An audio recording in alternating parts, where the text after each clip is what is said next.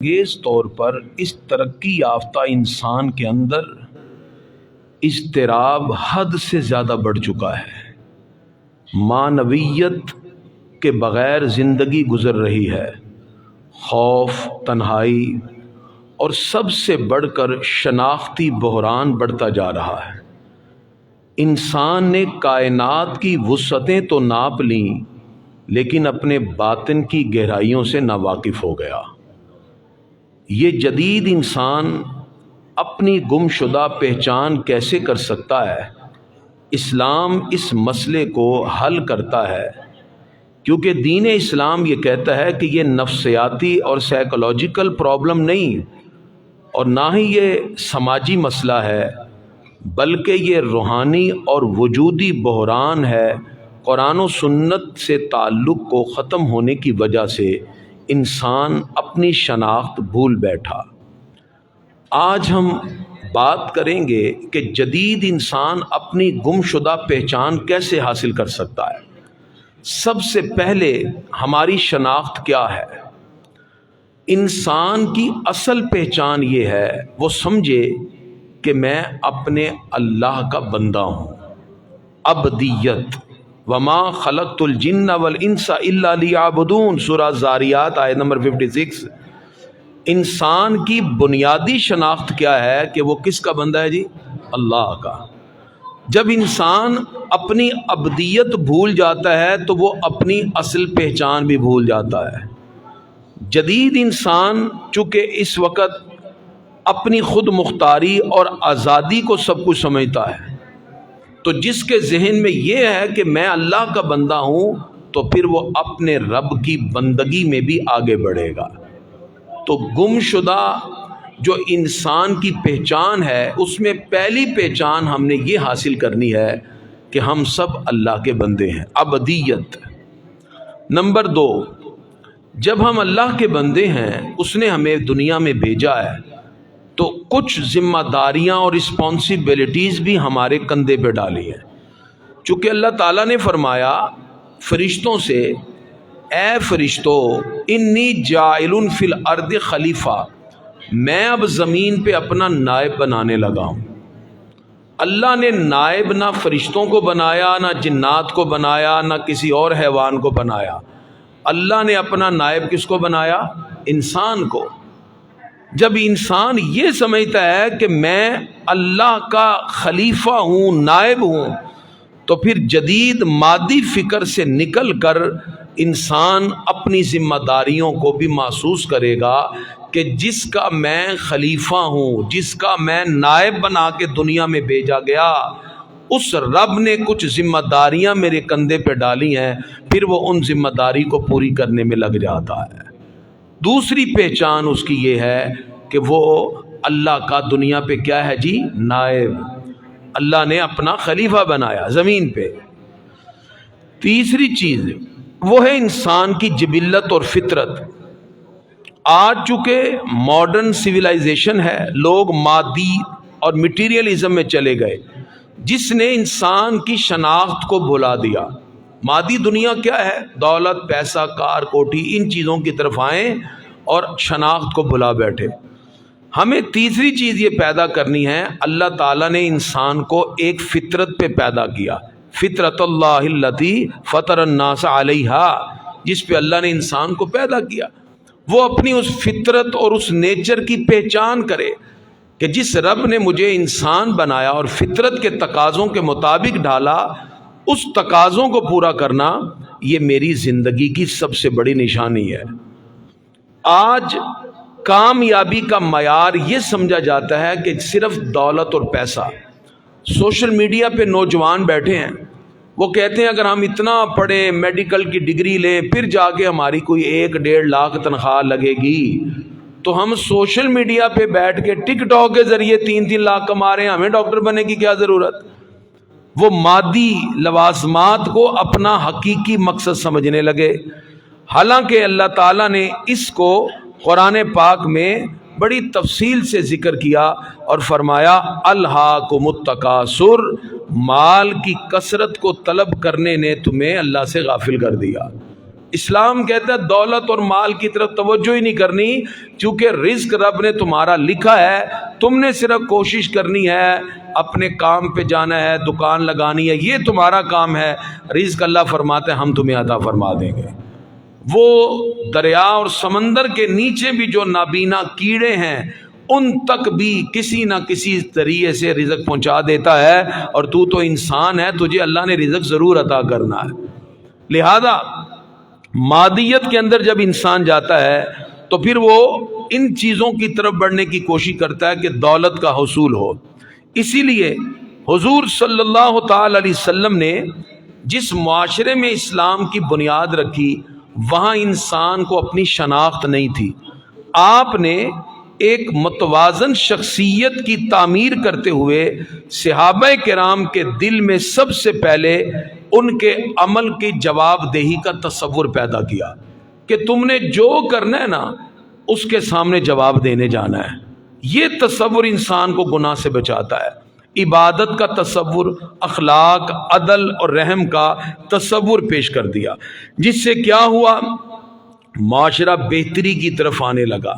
اب جب ہم خود شناسی کریں گے، یعنی یہ جو میں نے ذمہ داریاں بتائیں ہماری ہیں، ہم انسان ہیں، اللہ نے پیدا کیا ذمہ داری، جب ہمیں اپنی پہچان ہوگی تو خود شناسی سے ہمیں خدا شناسی بھی ہو جائے گی۔ اس لیے مشہور قول ہے من عرف نفسہ فقد عرف ربہ، جس نے اپنے آپ کو پہچان لیا اس نے اپنے پروردگار کو بھی پہچان لیا۔ تو انسان کی جو گم شدہ پہچان ہے وہ اصل میں کیا ہے؟ انسان عبد ہے، اس کا نائب ہے، صاحب فطرت مخلوق ہے۔ اسے چاہیے کہ اپنے اندر وہ تمام برائیاں دور کرنے کی کوشش کرے جس کی وجہ سے وہ اپنی پہچان بھول گیا۔ آج مادیت پرستی کی وجہ سے انسان دنیا کے معاملات اور دولت کی طرف زیادہ بڑھ گیا۔ سیکولر جو طرز فکر ہے اس نے انسان کا مقصد حیات صرف دنیاوی کامیابی کو بنایا۔ اس لیے آج کا نوجوان ڈگری کے حصول کے لیے، دولت، پیسہ، بزنس کے لیے تو زیادہ کوشش کرتا ہے، لیکن اپنی روحانی ترقی کے لیے کوشش نہیں کرتا۔ یاد رکھیے، انسان عبادت میں اور معاشرے میں توازن پیدا کرے۔ اسلام روکتا نہیں ہے، آپ اچھی سے اچھی دولت کمائیں، لیکن دعا کریں اللہ دولت دے تو دولت عثمانی عطا کرے، ایسی دولت جس کا آج بھی اکاؤنٹ مدینہ شریف میں عثمان غنی کے نام کا چل رہا ہے۔ پیسہ بھی ہے لیکن اسلام کی عظمت اور شوکت کے لیے ہے۔ پھر روحانیت اور عمل کا امتزاج پیدا کریں، یعنی اپنے اندر خود شناسی پیدا کرنے کی کوشش کریں، جس سے آپ کے اندر تصور پیدا ہوگا کہ کلکم راعٍ وکلکم مسئول عن رعیتہ۔ ہمارے آقا فرماتے ہیں ہر بندے سے سوال ہونا ہے اور ہر بندہ قیامت کے دن اللہ کی بارگاہ میں جواب دہ ہوگا۔ یہی وجہ ہے کہ ہمارے معاشرے کے اندر جب شناختی بحران پیدا ہوا، آج لوگ ڈپریشن میں زیادہ ہیں، اضطراب زیادہ ہے، اخلاقی قدریں ختم ہو گئیں، رشتے ٹوٹ گئے اور لوگ قریب ہوتے ہوئے ایک دوسرے سے جدا نظر آتے ہیں۔ اس کے اندر ایک بنیادی کردار سوشل میڈیا کا بھی ہے۔ اب ہم اپنی شناخت کیسے بحال کریں؟ سب سے پہلے ہمیں اپنی زندگی کا شعور حاصل کرنا ہے۔ ہم اذان کے بعد بیٹھتے ہیں، ہم آپ کو دینی مسئلے سکھاتے ہیں، نماز کے یہ احکام ہے، روزہ، زکوٰۃ، یہ چیزیں ہم نماز کے بعد بیٹھتے ہیں، اس میں ہم آپ کو معاشرتی رویے سکھاتے ہیں۔ تو سب سے پہلے تو آپ شعور حاصل کریں کہ دین کہتا ہمیں کیا ہے، اسلام کی بنیادیں کیا ہیں۔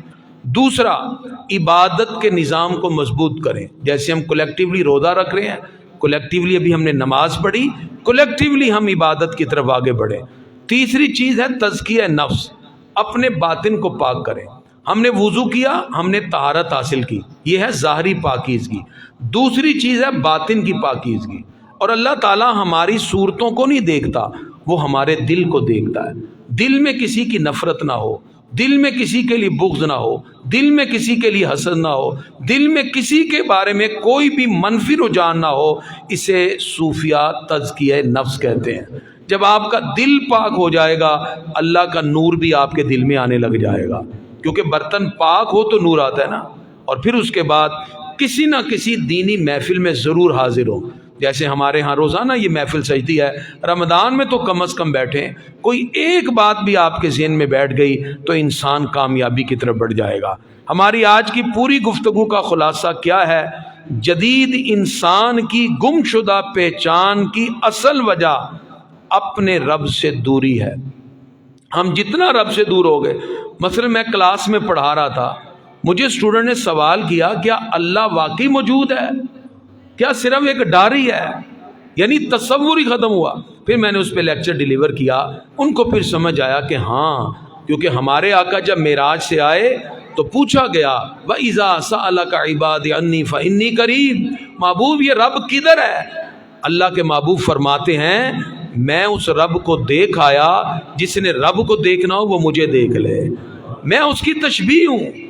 حضور صلی اللہ علیہ وسلم فَإِنِّي قریب ہیں، یعنی ان کی بارگاہ تک پہنچنے والا رب کی بارگاہ تک پہنچ جاتا ہے. انہوں نے خبر دی. اقبال جیسا فلسفی جو بہت بڑا فلسفر ہے، اسی سے کسی نے سوال کیا کہ آپ فلسفر ہو کر بغیر دیکھے رب کو مان جاتے ہیں. فرمایا میں ایک ایسی ہستی پر ایمان رکھتا ہوں جن کے سچے ہونے کا غیروں نے بھی اعتراف کیا. اس محبوب آقا نے کہا اللہ موجود ہے، اقبال نے مان لیا اللہ موجود ہے. یہ ہے ایمان کی لذت. یعنی یوں سمجھیے ہمیں اپنی آنکھ سے دیکھی چیز پر اتنا اعتماد نہیں جتنا اپنے آقا کے فرمان پر اعتماد ہے. اسے ایمان کہتے ہیں. یہ اپنے اندر پیدا جب آپ کریں گے تو پھر دیکھیے کیسے جدید انسان اپنی گم شدہ پہچان حاصل کر لیتا ہے. اب ہمارے اندر چونکہ روحانی خلا پیدا ہو گیا. روحانی خلا کیسے پیدا ہوا؟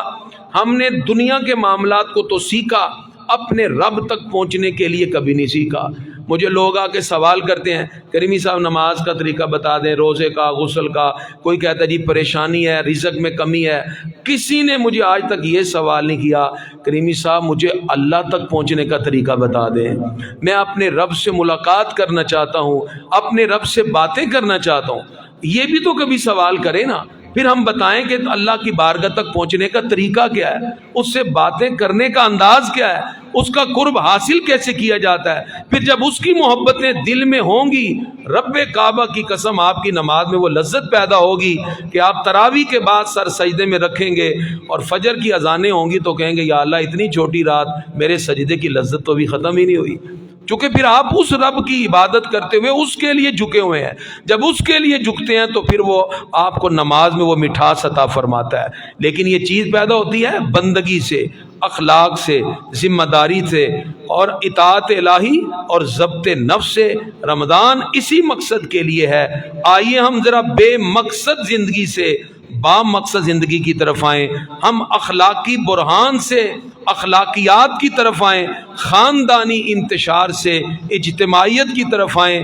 ڈپریشن اور ذہنی تناؤ سے ہم معاشرے میں ایک اعتماد والی زندگی گزاریں. اور اس کا صرف ایک ہی حل ہے، ہم سب اپنے آپ کو اللہ اس کے رسول کے احکام سے جوڑیں. رمضان المبارک کی بابرکت گھڑیوں سے مستفید ہوتے ہوئے اللہ اس کے رسول کے احکام سے وابستہ ہوں. پروردگار ہم سب کو اپنی اپنی حقیقی پہچان حاصل کرنے کی توفیق عطا فرمائے. یا نبی سلام، یا رسول سلام.